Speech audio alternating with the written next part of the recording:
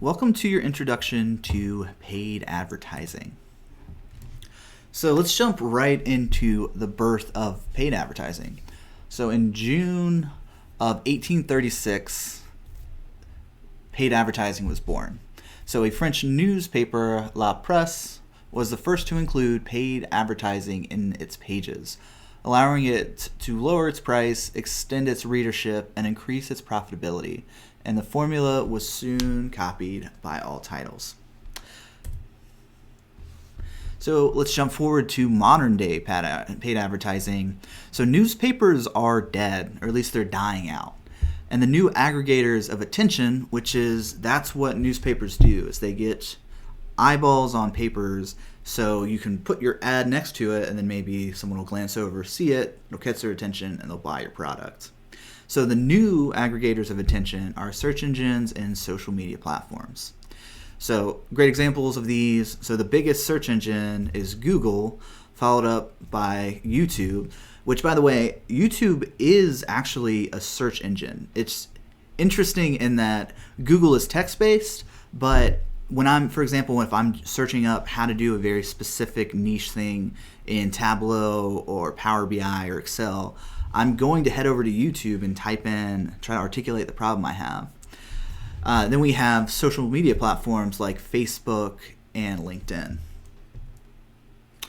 So, all right, we covered kind of the genesis of it, and I think you kind of got a hint of what's going on with paid advertising. Someone is aggregating attention, and then people are buying access to that attention stream. So what is paid advertising? In a nutshell, organizations buy access to attention. The supply of attention is gained through content creation. So what's interesting about social media, it almost feels like a cheat code in that all these social media platforms are doing is just creating the scaffolding or the infrastructure for people like you to go out and create content for them. And then they go and they sell that attention that essentially you are creating. So the downside, though, is that it is an extremely highly competitive space. So you got giants like Facebook, Instagram, LinkedIn. Once they've got that firm established network, and I guess let me unpack that a little bit. When I say network, there's this concept called a network effect of, I think the example that everyone points to is, let's say you're on a desert island and 4 out of the 5 people speak Spanish, 1 out of the 5 speak English. If those people were to create, let's say, a new society, Spanish is probably going to be the lingua franca within that, because there's added benefit of you going and learning Spanish as opposed to learning English. So if you learned English, you'd only be able to talk to one person. But if you learned Spanish, then you'd be able to talk to 4 out of the 5 or 80% of the people. Eventually, that person who knows English is going to have to learn Spanish. So that's kind of the, I would say, market forces that are kind of dictating how social media platforms are developing. So once they get a critical mass, the fact that they have that critical mass completely blocks other social media platforms from developing. So what are the motivations for advertising? So I break them down into 2 types of motivation. So there's an awareness campaign and a sales campaign. So awareness is just letting people know about your product or your service or whatever kind of offering you have. And here you're going to want to optimize as many people seeing your product as possible. Now, in a sales campaign, you want to be quite a bit more selective. So you're looking to actually close deals and generate money. So this means that you need to get the right product offering in front of the right demographic. So here you're going to be optimizing on conversions or people who are actually going through and buying your product. Now this is a bit tricky because it requires attribution. So being able to understand, all right, which of my ads are working can be a little bit tricky. There are ways around it. For example, you could install a Facebook or a Google Pixel, and you'll actually be able to see in the back end of, for example, Google Analytics, what ad led to which amount of money. But for example, if you're going to put a billboard up on a highway being able to track how valuable that specific ad is really tricky. And unfortunately, if you're a smaller business, you may not have the sophistication to pull off tracking on Facebook or Google. One way around that potentially is to have a unique landing page or a specific promo code that you can tie back to a specific advertisement. All right, so let's get into the game of paid advertising. So the gamification framework I love because it just makes it easy to understand. For example, you can take these different types of campaigns and run them through this framework. I essentially call it, you have your scoreboard metrics. So what is the game that's being played? Think about what is the most important KPI. And then you might have, some other dimensions or measures in there that help give context to that scoreboard metric. So the game that's being played is that the organizations who are investing in paid advertising need to receive a return on investment, or they're going to pull their ads off of whatever platform they're on. Simply put, the ROI, or the return on investment, is the ratio of ad investment, or the cost you're accruing by buying ads, to the additional sales gain. So I've broke it down into very various kindergarten math here. So if you invest $1 and you earn $1 in sales, then you've hit the break-even point. So that's the threshold where, all right, I'm not making any money, but I'm not losing any money. If you invest $1 and then get $2 back in additional sales, then you've seen a 100% return on investment.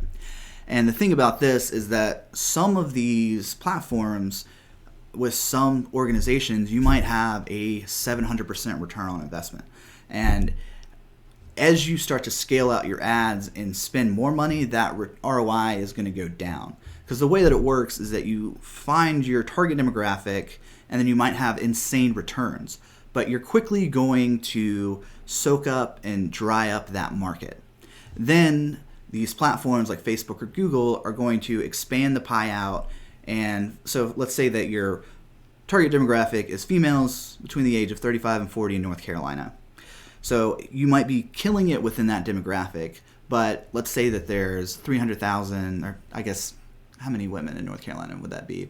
Say there's 1.2 million women in that age demographic in North Carolina.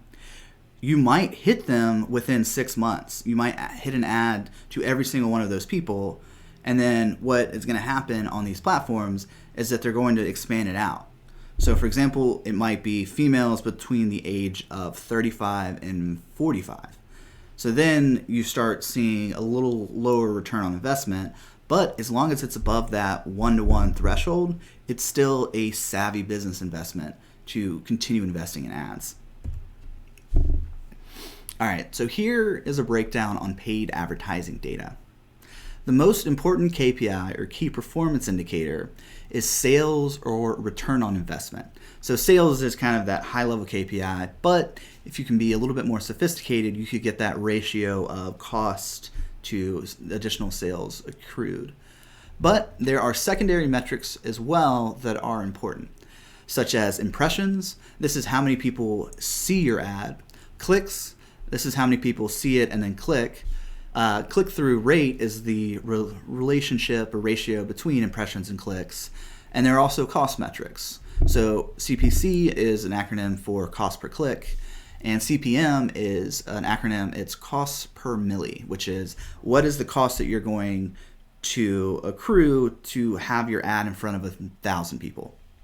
So these are all very important metrics. So metrics are quantitative data. Where marketing analytics comes into play is when you combine these quantitative data points with demographics data. So for example, we may find that, getting back to that females between 35 and 40 in North Carolina, we may find that city is a big data point, or a big dimension, important dimension, and that maybe women in Charlotte are buying our product at a rate 3 times that of women who are in Greensboro. So that is how you can start to uncover some insights in the data and start being razor focused with your marketing strategy. All right, so let's hop over to my Facebook Ads Manager account. So here I have actually been running a paid ad program to promote my podcast. So this is dumping them off to my Buzzsprout landing page here. So here's the website. So they're seeing I'm paying for an ad. It's a very short video ad, and then dumping them off to this landing page where we're targeting on mobile mostly, where people can just click on that ad, get to that landing page, and then open up my podcast in whichever podcast or podcatcher they're listening to. So if it's iTunes, then iTunes app's going to be pulled up. If it's Spotify or whichever Google podcast. All right, so this is the back end of Facebook Ads Manager. And you can see I'm still early stage. I actually just started doing Facebook ad tests. It is January 19th. I think I started January 2nd. So I'm just a few weeks into getting my ad test out on Facebook. But so here is the interface, and we can see that it's set to a daily budget of $5, and it's going to spend $5 for a 7-day period. So this actually ended on, I believe, the 15th. Yeah, ends the January 15th. So it ended 4 days ago. Over that week period, we got 165 link clicks. The reach was 11,000. The impressions, like I was talking about. So overall, 16,000 people saw it. It appeared either on their Facebook mobile app or if they're on the desktop version. Cost per result. So it cost me on average 36 cents to get someone to click on the ad. And I spent $60. So if we hit this drop down menu for reports, we can go and create a custom report.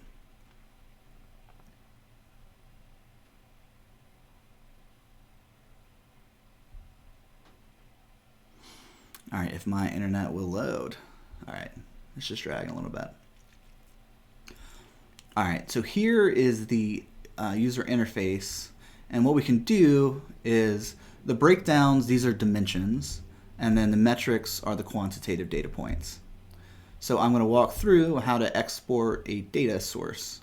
So here I was targeting our transitioners, which is, it's actually kind of an interesting backstory I'll fill you in on. So I've been running a YouTube channel for the past 2 years, and we found that quite a bit of our listeners are between the age of 25 and 34. So we've been targeting that specific demographic. And on YouTube, it skews heavily male. But in this ad test, we actually tested in that transitioner. So we call them transitioners because these are people who are out of undergrad, most likely. And they are probably working in an industry where they aren't quite happy. So let's go ahead and select age and gender. And then what we can do is start to see the breakdown of these key metrics. So right now, this is saying people between the age of 25 and 34, here's how male versus females performed. Wow. So this is telling we had 86 clicks for males in that age range, and then females, it was 7. So, okay. This is some interesting data. And then if we come over to metrics, let's see if there are any other metrics that we'd like to add to this. So let's do cost per click, CPM, and we don't have to click link clicks because it's going to show up in the results. All right, I'm going to go ahead and download this data source, and you guys can actually go ahead, pull it into whatever analytics tool that you want to, and start analyzing this data. Feel free to leave a comment in this YouTube video if you find anything interesting. All right. Well, that was the end of our lecture on paid advertisements. I hope you enjoyed it.